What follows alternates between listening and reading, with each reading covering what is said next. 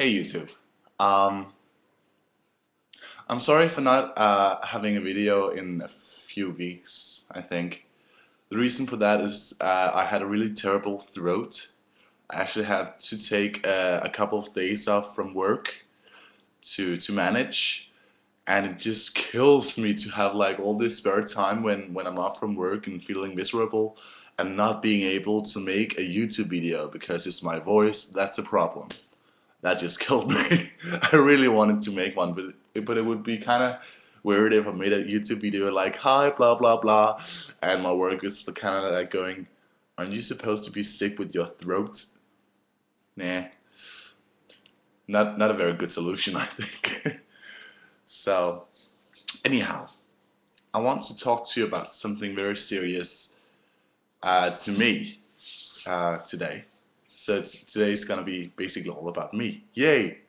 Well, I guess it usually is, but you know, I want to talk to you about something that I pretty much haven't spoken that much about since my very first video uh, here on YouTube, which is like what, 3 years ago? 3 years ago? I guess so. Yeah. Um, it's about Michael Jackson, actually. Those of you who have followed me for a long time know that I am an insanely huge Michael Jackson fan. Um, and that might not be that many of you actually. SKW will probably know it. But gosh, I have no idea where I'm going with this video, but it's just Michael Jackson has been a part of my life for a very, very long time, since the age of 8, where my best friend introduced me to him. The very first song I ever heard was Man in the Mirror by Michael Jackson, and I just uh, fell in love with the artist that he was. Um, I really don't like saying was. I'd rather say the artist that he is, because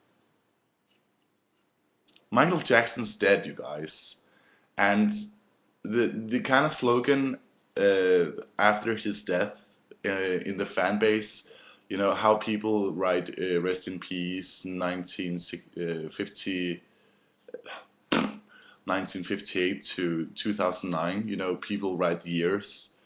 We don't like to write that. We would rather write 1958 to forever, because Michael Jackson lives forever through his music and, you know, right? Um,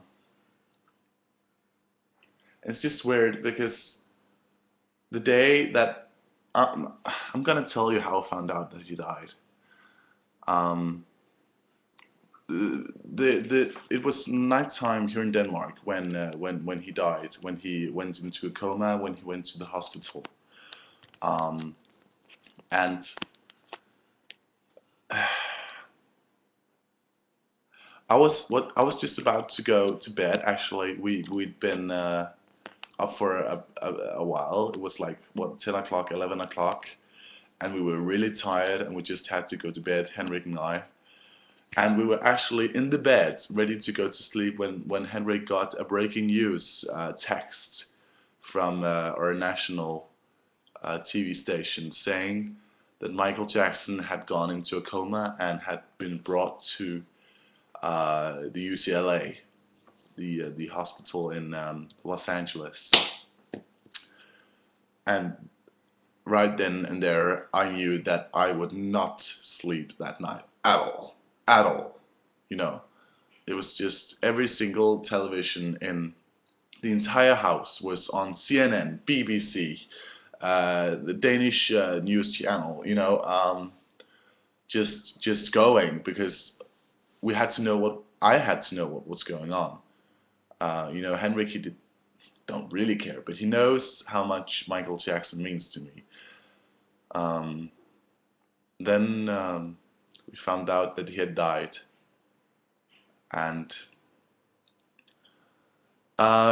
Henrik kept saying, "Is there anything I can do? Is there anything I can do to make it better?" Um, and no, there wasn't anything that he could do to make it better. And Michael Jackson couldn't come back. Um, it was oh, I'm getting all emotional here. Um, it's a weird thing because I've never met Michael Jackson. Gosh, I never met him. I really hope, just wanted to so badly. And I'd gotten tickets for his London concerts. And it's just, oh my God, what I wouldn't have given just to experience that. It was my first ever Michael Jackson concert, and I had been a fan for 10 years. Over 10 years, actually. And a month before, exactly on the date, a month before, I was to see him live for the very first time. He drops dead.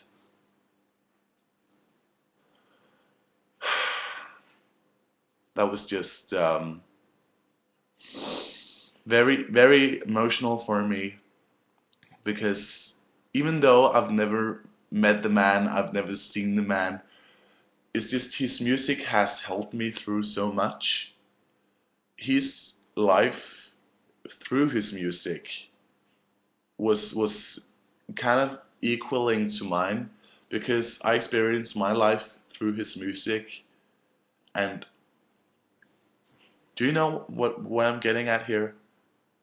It's just I felt that a piece of my heart had been thrown away. There was a hole in my heart, and um, really, that hole hasn't been filled with anything. That's Michael Jackson. It's crazy. I know. And I know I'm babbling here, and if, quite a lot of you won't be interested at all. This will be the most boring video ever. But um, that was just the day that music died. You know, that day in June, music died for me, and just the thought that I'll never hear another completely brand new Michael Jackson album from the man himself. And he's dead, you guys. And I really didn't want to go to work the next day, but I did. And when I have a very close relationship with my colleagues. And when I saw my colleagues, I just broke down. Seriously, I just cried right there in their arms, and they were shocked. They had no idea that Michael Jackson meant that much to me. They knew that I was a huge fan, but you know, I've cried more about Michael Jackson than I have cried about any of my relatives or even friends that have died. It was just, how I talked about that the service I give when at work is always top notch. I always smile. And I also smiled that day, but that day the smile did not go all the way to my eyes.